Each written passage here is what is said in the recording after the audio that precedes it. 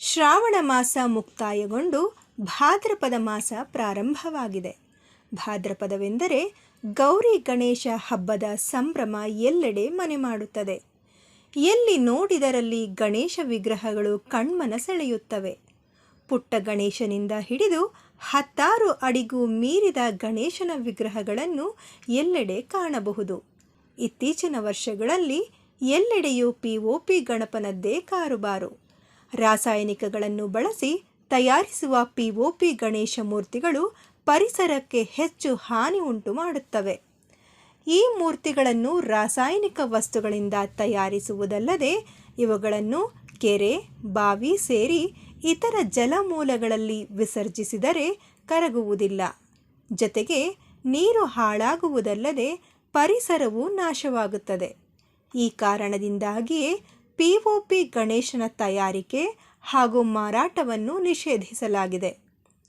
ಪರಿಸರ ಜಾಗೃತಿಯ ದೃಷ್ಟಿಯಿಂದ ರಾಜ್ಯದ ವಿವಿಧ ಕಡೆಗಳಲ್ಲಿ ಮಣ್ಣಿನ ಗಣೇಶ ವಿಗ್ರಹಗಳ ತಯಾರಿಕೆಗೆ ಹಲವು ಸಂಘ ಸಂಸ್ಥೆಗಳು ಕಾರ್ಯಾಗಾರಗಳನ್ನು ಆಯೋಜಿಸಿ ಮಣ್ಣಿನ ಗಣೇಶನ ತಯಾರಿಕೆಗೆ ಪ್ರೋತ್ಸಾಹ ನೀಡುತ್ತಿವೆ.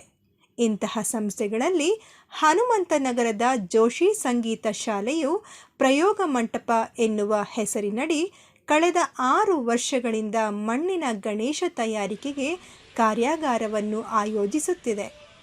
ಈ ವರ್ಷದ ಕಾರ್ಯಾಗಾರ ಹನುಮಂತನಗರದ ಆಂಜನೇಯ ಗುಡ್ಡದಲ್ಲಿ ಸೆಪ್ಟೆಂಬರ್ 1 ಭಾನುವಾರದಂದು ಆಯೋಜಿಸಲಾಗಿತ್ತು. ಕಾರ್ಯಾಗಾರದಲ್ಲಿ ಭಾಗವಹಿಸಿದವರಿಗೆ ಸಂಸ್ಥೆಯ ವತಿಯಿಂದ ಜೇಡಿ ಮಣ್ಣಿನ ವಿತರಣೆ ಮಾಡಲಾಗಿತ್ತು. ಉತ್ತರ ಕರ್ನಾಟಕದ ಶ್ರೀ ಅಡಿವೆಪ್ಪನವರು ಕಾರ್ಯಾಗಾರದಲ್ಲಿ ಭಾಗವಹಿಸಿದ್ದವರಿಗೆ ಮಣ್ಣಿನ ಗಣೇಶನ ತಯಾರಿಕೆ ತರಬೇತಿಯನ್ನು ನೀಡಿದರು. ಹಲವು ಹಿರಿಯರು, ಕಿರಿಯರು ಕಾರ್ಯಾಗಾರದಲ್ಲಿ ಉತ್ಸಾಹದಿಂದ ಭಾಗವಹಿಸಿ ಗಣೇಶ ವಿಗ್ರಹಗಳನ್ನು ತಯಾರಿಸಿ ಆನಂದಿಸಿದರು.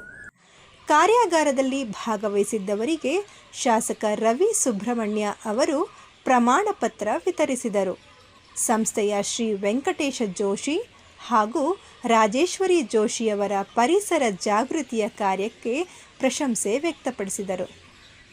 ಇದೇ ಸಂದರ್ಭದಲ್ಲಿ ರಾಷ್ಟ್ರಮಟ್ಟದ ಹೈಜಂಪ್ ಸ್ಪರ್ಧೆಯಲ್ಲಿ ಪ್ರಥಮ ಸ್ಥಾನ ಪಡೆದ ಯಾದಗಿರಿ ಜಿಲ್ಲೆಯ ಪಲ್ಲವಿ ಪಾಟೀಲ್ ಅವರನ್ನು ಶಾಸಕ ರವಿ ಸುಬ್ರಹ್ಮಣ್ಯ ಸನ್ಮಾನಿಸಿದರು.